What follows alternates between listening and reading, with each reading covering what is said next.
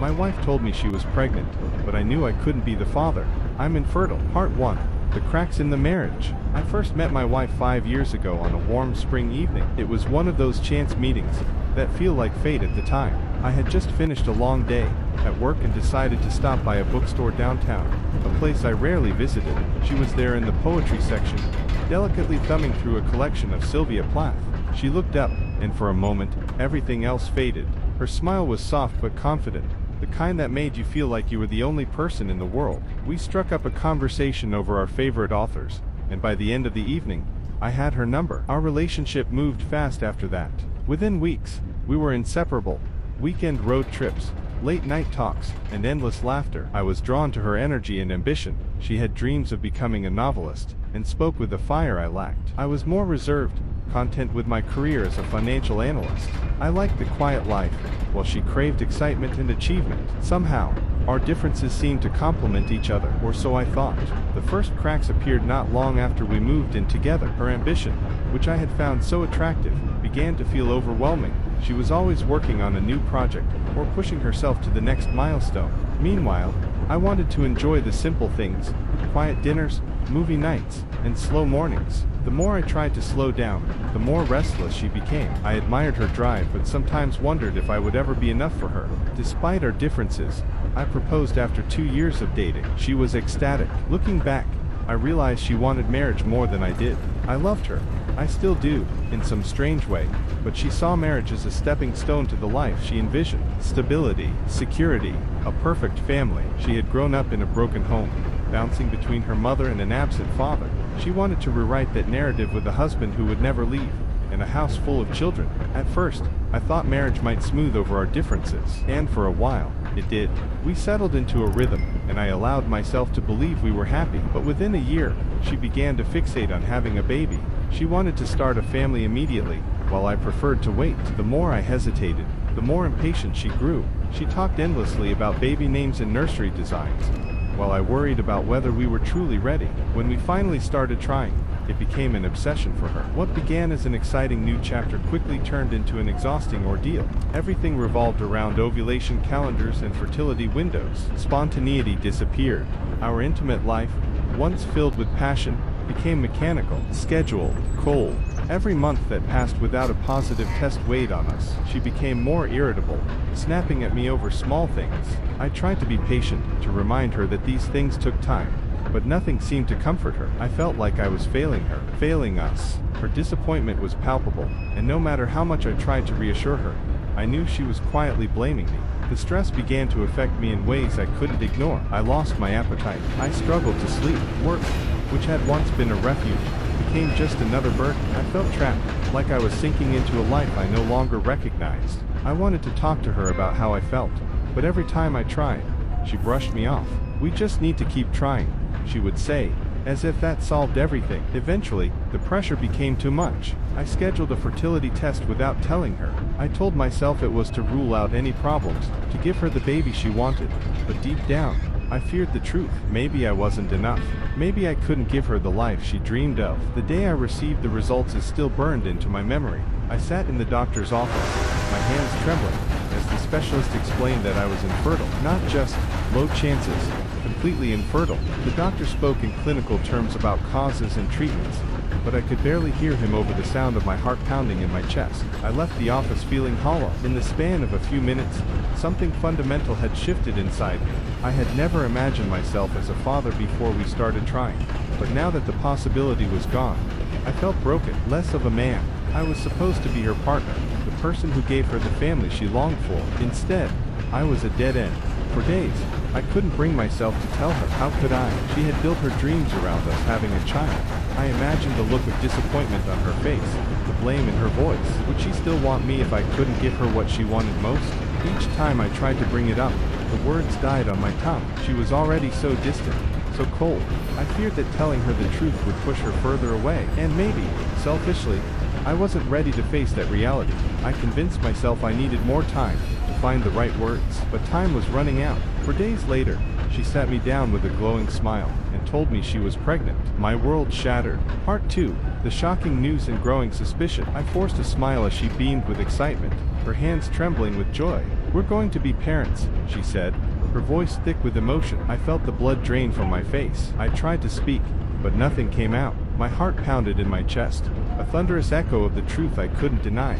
I was infertile. This child couldn't be mine. One night, I stayed late at work but came home earlier than I told her. I parked down the street, heart pounding, and waited. An hour passed before a car pulled up, James' car. My blood ran cold as I watched her meet him at the door. She leaned in, her hand brushing his arm. It was too familiar, too comfortable. I felt like a ghost watching my own life unravel. When she finally came inside alone, I confronted her. "I saw you with James," I said, struggling to keep my voice steady. "What's going on?" Her expression shifted, anger, then something like fear. "You're being paranoid," she snapped. "He's just a friend. Is this how little you trust me?" But the cracks in her FADE were showing. I knew I wasn't imagining things. I had to know the truth, no matter how much it hurt. Desperation drove me to actions I never thought I'd take.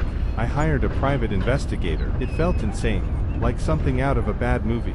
But I couldn't live with the uncertainty. Every day felt like drowning in a sea of doubt, and I needed solid ground. The investigator was discreet but thorough. Weeks passed in agonizing silence until he finally delivered the report. My hands shook as I opened the envelope. Photographs. Dozens of them. My wife and James, meeting at a hotel. Embracing, kissing. I stared at the images, nausea rising in my throat. The proof was there in black and white, undeniable. The woman I loved, the woman I thought I knew, had been lying to me. And the child she carried, my supposed miracle, was another man's. I couldn't sleep that night. My mind raced with 1,000 questions. Why him? Why now? Had our entire marriage been a lie? Or had I simply failed her in some unspoken way? Rage and grief twisted together until I felt like I might tear apart from the inside. In the dark silence of our bedroom, I lay awake beside her, wondering how long she had been planning this betrayal. Was I just a convenience to her? A placeholder until someone better came along? I knew one thing for certain. I couldn't let this stand. I wouldn't let her get away with it. I forced a smile as she beamed with excitement, her hands trembling with joy. "We're going to be parents," she said, her voice thick with emotion. I felt the blood drain from my face. I tried to speak, but nothing came out. My heart pounded in my chest, a thunderous echo of the truth I couldn't deny. I was infertile. This child couldn't be mine. She mistook my silence for shock. "I know it's unexpected," she said, squeezing my hand, "but this is a miracle. Our miracle." The warmth in her eyes, so rare these past months, made it even harder to voice my doubts. How could I destroy this moment? That night, I lay awake beside her, as she slept soundly for the first time in weeks. My mind raced with questions. Was there a mistake in my diagnosis? Had I misunderstood the doctor? Desperation gnawed at me until I couldn't stand it anymore. The next day, I returned to the clinic. The specialist was blunt. "There's no error," he said, flipping through my file. "Your condition is irreversible." "I'm sorry." His words echoed in my ears as I left the office, each step feeling heavier than the last. There was no miracle, no mistake. My wife was pregnant, and the child wasn't mine. I tried to bury my suspicions, but they festered. I started checking her phone when she left it unattended, something I never would have done before. I found nothing, but her secrecy grew more obvious. Late nights, sudden errands, hushed phone calls. At the pregnancy party, when I saw her touch our neighbor's arm with casual intimacy, my heart sank. Was he the father? Had I been blind all along? The party itself felt surreal. Friends and family gathered to celebrate the baby, but all I could do was observe her every move. She floated through the room, glowing with happiness, but there was an edge to her smile, something forced. I noticed how she avoided my eyes when people congratulated us. Each time someone mentioned our future as parents, my stomach twisted. When she laughed at a joke the neighbor told, leaning in closer than necessary, a cold realization settled in my gut. I had seen them talking more often recently, too often. They shared inside jokes I didn't understand. Was I imagining things, or was there something undeniable between them? Later that evening, I cornered her in the kitchen while guests laughed in the other room. "You and James seem close," I said, keeping my voice casual. I expected her to laugh it off. Instead, she froze for the briefest moment before plastering on a smile. "Don't be ridiculous," she said, turning away too quickly. But the hesitation was enough. My mind spun with possibilities. Secret meetings, hidden betrayals, a life I thought I knew crumbling beneath my feet. In the days that followed, my paranoia deepened. I began tracking her schedule, noting when she left the house and when she returned. Little things, like her new habit of silencing her phone, or the unexplained receipts I found in her purse, became clues in a puzzle I couldn't solve. Each detail chipped away at my trust, leaving me raw and restless. She mistook my silence for shock. "I know it's unexpected," she said, squeezing my hand, "but this is a miracle, our miracle." The warmth in her eyes, so rare these past months, made it even harder to voice my doubts. How could I destroy this moment? That night, I lay awake beside her, as she slept soundly for the first time in weeks. My mind raced with questions. Was there a mistake in my diagnosis? Had I misunderstood the doctor? Desperation gnawed at me until I couldn't stand it anymore. The next day, I returned to the clinic. The specialist was blunt. "There's no error," he said, flipping through my file. "Your condition is irreversible." "I'm sorry." His words echoed in my ears as I left the office, each step feeling heavier than the last. There was no miracle, no mistake. My wife was pregnant, and the child wasn't mine. I tried to bury my suspicions, but they festered. I started checking her phone when she left it unattended, something I never would have done before. I found nothing, but her secrecy grew more obvious. Late nights, sudden errands, hushed phone calls. At the pregnancy party, when I saw her touch our neighbor's arm with casual intimacy, my heart sank. Was he the father? Had I been blind all along? Part 3. The breaking point. The walls of my life were closing in. Every glance, every touch, every hushed conversation became a blade against my skin. I needed proof, not just the gnawing suspicion that poisoned my thoughts, but something real, something undeniable. One evening, she left for another one of her unexplained outings. "Just meeting a friend for coffee," she said, her voice light to casual. I watched from the window as she drove away, my stomach twisting into knots. The second she was out of sight, I grabbed my keys and followed. Her car weaved through the streets with practiced ease, turning down roads that led away from any cafe. My hands tightened on the steering wheel. I kept my distance, my heart hammering in my chest. Finally, she pulled into a dimly lit parking lot, stepping out with an air of familiarity that made my blood run cold. James was already waiting for her. I couldn't hear their conversation, but their body language said everything. She leaned into him, her fingers brushing his arm. He touched the small of her back, guiding her toward the entrance of a hotel. They disappeared inside, leaving me frozen in my car, the truth slamming into me like a freight train. A part of me wanted to storm inside, to drag her out, to scream in her face. But what would that accomplish? She had already made her choice. Instead, I sat there, staring at the entrance, my mind unraveling. The weight of betrayal pressed against my ribs, suffocating me. I thought of our wedding day, the whispered promises, the nights spent dreaming about our future. Had it all been a lie? Had she ever really loved me? I drove home in silence, my fingers gripping the wheel so tightly they atched. When she returned hours later, her face glowed with a happiness I hadn't seen in months. It made me sick. She slipped into bed beside me, unaware that I knew. I felt the mattress shift under her weight, heard her sigh as she settled in. My body remained rigid, my eyes fixed on the ceiling. Sleep was impossible. Rage churned inside me, but beneath it, something deeper, something worse, a hollow emptiness. The next morning, I made my decision. I acted normal. I kissed her goodbye as she left for work. I sent her texts as if nothing had changed. I played the role of the devoted husband, while secretly preparing for the inevitable end. I met with a lawyer, laying out everything I had discovered. The photographs, the late nights, the hotel visit. I wanted to hit her where it hurt. I wanted her to feel even a fraction of the pain she had inflicted on me. But revenge wouldn't heal me. It wouldn't undo the betrayal. The real question was, how much longer could I pretend? Days passed, each one heavier than the last. I studied her like a stranger, dissecting every word, every movement. She was careful, but not careful enough. The lies slipped from her lips too smoothly now. Work ran late. Traffic was terrible. I'm exhausted tonight. I wondered if she saw it in my eyes, that something had shifted. If she noticed how my touch lingered a second too long, how my gaze held something colder, something unreadable. She didn't ask. Maybe she didn't want to know. And then came the night I couldn't hold it in any longer. We sat at the dinner table, the silence between us stretching thin. She laughed at something on her phone, completely unaware of the storm brewing inside me. I set down my fork, my hand steady despite the fire in my veins. How long have you been lying to me? Her smile faltered. What? You heard me? How long? My voice was eerily calm, but my pulse roared in my ears. She blinked, confusion flashing across her face before she forced a laugh. I don't know what you're talking about. I leaned forward. Don't insult me, Sarah. I know. About you, about James, about the hotel. Her breath hitched. The color drained from her face. For a long moment, she said nothing. Then, in a barely audible whisper, you followed me. I had to. You weren't going to tell me the truth, were you? She opened her mouth, closed it again. Then, with trembling fingers, She set her napkin down beside her plate. It's not what you think. Then tell me what it is. My patience was razor thin. Tell me how my wife ended up sneaking into a hotel with another man. Tell me how my wife got pregnant when I can't have children. A tear slipped down her cheek. I never meant to hurt you. I laughed. A hollow, bitter sound. That's the best you've got. She reached for my hand, but I pulled away. Please, let me explain. I don't think I want to hear it. Her face crumpled. I was going to tell you. I didn't know how. So you let me believe a lie. You let me think this child was mine. She looked away. I thought maybe it wouldn't matter. Maybe we could still be happy. You thought wrong. Silence swallowed the room. My heartbeat was the only thing I could hear, thundering in my chest like a war drum. I'm leaving, I said finally, pushing my chair back. I won't be here when you wake up. Her eyes widened in panic. No, please. We can work through this. I love you. I stared at her, really looked at her, and realized something painful. I didn't love her anymore. I had loved the woman I thought she was.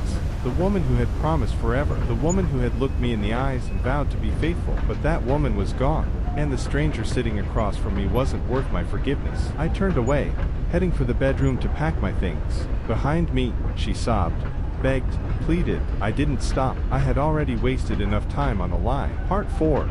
The unraveling truth. I barely heard the investigator's voice as he handed me the final report. My hands trembled as I flipped through the pages, my breath catching in my throat at each new photograph. There she was, my wife, walking into a hotel with James, their hands brushing together in a way that felt too familiar, too intimate. In another, she glanced over her shoulder before slipping inside, her expression tense, guilty. And then, the final image, the one that shattered whatever remained of my denial. A kiss. Not the kind shared between old friends or casual acquaintances, but the kind filled with meaning, with passion, with betrayal. I stared at the evidence, my stomach twisting into knots, the room around me blurred, the investigator's words fading into nothingness. It was real. My worst fears had come true. I don't remember driving home that night. My thoughts were a hurricane, a relentless storm of anger, sorrow, and something darker, something I wasn't ready to name. When I pulled into the driveway, I sat in the car for what felt like hours, gripping the steering wheel until my knuckles turned white. The house loomed before me, warm lights glowing through the windows, casting deceptive comfort. Inside, she was waiting. Inside, she was still playing the role of the loving wife, still weaving her web of lies. I finally stepped out, my legs feeling heavier with each step toward the front door. When I walked in, she was in the kitchen, humming softly as she prepared dinner. The sight of her, so calm, so unaware of the storm about to hit, made my stomach churn. "You're home early," she said, smiling as she turned to face me. I couldn't return the expression. "Yeah, I finished what I needed to do." She paused, her eyes scanning my face. "Is everything okay? You look tense." Tense. The word was laughable. "I know," I said, my voice barely above a whisper. Her brow furrowed. "Know what?" I tossed the file onto the kitchen island, watching as the papers scattered before her. Her eyes flickered downward, confusion morphing into something else. Fear. She didn't reach for them, didn't even try to make an excuse. Instead, she let out a small, shaky breath, as if she had been holding it in for months. "Say something," I demanded. My voice was eerily calm, but inside, I was screaming. She swallowed, her hands gripping the counter as if it could hold her up. "I never meant for it to happen." A bitter laugh escaped me. "You never meant for it to happen. That's your defense. You never meant to have an affair. Never meant to get pregnant with another man's child." Tears welled in her eyes, but I didn't care. I had spent weeks drowning in my own pain, questioning my sanity, blaming myself. I had no sympathy left to give. "It's not what you think." "Then tell me what it is." I slammed my hand against the counter, making her flinch, because from where I'm standing, it looks pretty damn clear. Her lower lip quivered. "I was lonely. You were always so distant, so caught up in your own world. And James, he was there. He listened. He made me feel." "Don't," I cut in, my voice sharp. "Don't you dare try to justify this by blaming me." I was distant. Maybe because I was working my ass off for us. Because I trusted you. Because I thought we were in this together. Silence stretched between us, thick and suffocating. "I was going to tell you," she whispered. "When?" I snapped. "After the baby was born. When it was too late. Or were you just hoping I'd never find out, and you could pretend it was mine?" Her silence was answer enough. I turned away, running a hand down my face. "So what now?" I muttered. "What happens next?" "I don't know," she admitted, her voice small. I let out a harsh breath. "You don't know. You've had months to think about this, and you don't know." Her tears finally spilled over, but I didn't soften. I couldn't. I still love you, she said desperately. I never stopped. I shook my head. No. If you loved me, this never would have happened. She took a step forward, but I moved back. Please, she pleaded. We can fix this. We can figure something out. A bitter chuckle escaped me. There's nothing to fix. You made your choice, and now you have to live with it. Her breath hitched. What are you saying? I exhaled slowly, my decision solidifying in my mind. I'm done. I'm not raising another man's child. I'm not staying in a marriage built on lies. She crumpled at my words, her knees buckling as she sank to the floor. No, please. But I was already walking away. I packed a bag that night. I didn't know where I was going, and I didn't care. All I knew was that I couldn't stay. Not in this house. Not in this life she had so thoroughly destroyed. As I walked past the bedroom one last time, I heard her sobs echoing through the walls, but I didn't stop. By the time I reached my car, the weight in my chest had lessened. Just slightly. I wasn't free yet. Not from the pain, not from the betrayal, but I was taking the first step. And for now, that was enough. Part 5. A new beginning. The hotel room was suffocatingly quiet. I had checked in the night before with nothing but a duffel bag, and a mind too exhausted to think. The bed was stiff, the walls an unremarkable beige, the air thick with the staleness of temporary stays. This wasn't home. But then again, neither was the house I had left behind. I sat on the edge of the bed, staring at my phone. A dozen missed calls from her, a few texts from mutual friends, cautiously inquiring if I was okay. I ignored them all. Instead, I did something I hadn't done in a long time. I took a deep breath, a real one. No weight pressing on my chest, no forced smiles, no pretending, just air filling my lungs. It wasn't relief, not yet, but it was a start. The next few days blurred together. I wandered the city, avoiding places we had frequented together. I found a small cafe that didn't remind me of her and made it my sanctuary. I sat by the window, watching people go about their lives, detached from my own chaos. The barista started recognizing me, offering a silent nod as she placed my coffee on the table. It was routine. It was simple. It was mine. One evening, as I was nursing my third cup of the day, my phone vibrated. Not her this time. James. The message was short, but it burned. We need to talk. I stared at the screen, my jaw tightening. I didn't owe him anything. Not a response. Not an explanation. Nothing. But as I sat there, gripping the phone, I realized something. I wanted closure, and I was going to get it. We met at a bar downtown. It was neutral ground, neither his territory nor mine. When I arrived, he was already there, nursing a drink, his fingers tapping anxiously on the wooden table. I could tell he hadn't slept much either. When he saw me, he straightened, but he didn't offer a smile. Neither did I. I slid into the seat across from him, my hands clasped together on the table. For a moment, we just stared at each other, two men connected by betrayal. I didn't want it to happen this way, James finally said. A humorless chuckle escaped me. Oh, how exactly did you want it to happen, then? He exhaled sharply, shaking his head. I swear to you, it wasn't planned. We were friends for so long, and then it just happened. It just happened. I repeated, my voice laced with venom. That's all you have to say. His eyes darkened with guilt. I'm not here to make excuses. I wanted you to hear it from me. I regret it. I regret everything. You regret it. I leaned forward, my knuckles white. You don't get to regret it, James. You knew exactly what you were doing. You made your choices. And now, you get to live with them. He ran a hand through his hair, looking miserable. I know, and I know you'll never forgive me, but I needed to face you. I needed to tell you the truth. I clenched my jaw, my pulse hammering. The truth is that I trusted you, that I trusted her, and you both threw it away. That's the truth. James swallowed hard, his gaze dropping to the table. I deserve that. Yeah, I said, standing up. You do. I didn't wait for him to respond. I turned and walked out, leaving him behind. I had nothing else to say. The next few weeks were a slow process of detachment. I found a small apartment, barely furnished, but it was mine. I threw myself into work, filling my days with meetings and deadlines, anything to keep my mind from drifting back to the past. One night, as I was scrolling through my phone, a notification popped up, her name, staring back at me. A voicemail. I hesitated, then pressed play. I know you don't want to hear from me.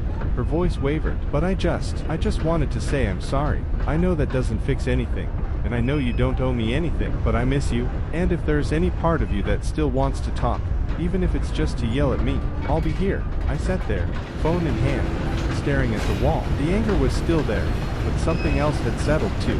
Acceptance. I didn't call her back. Not that night. Not ever. Because for the first time in a long time, I was looking ahead, and I wasn't going back. Months passed, and and the pain dulled into something distant. I had learned to live without her, without the memories clawing at my chest. My new life was quiet, and I was okay with that. One afternoon, I was sitting in that same cafe, when a woman approached my table. She was tall, with dark curls framing her face, and warm, inquisitive eyes. She hesitated, then smiled. "You're always here," she said. I looked up, surprised. "I guess I am." She extended her hand. "I'm Elena. Mind if I sit?" For a moment, I hesitated. But then, something inside me shifted. This was new. This was different. And maybe, just maybe, it was time. I smiled back, gesturing to the seat across from me. "Go ahead." As she sat down, I realized something. A new beginning wasn't something you waited for. It was something you chose.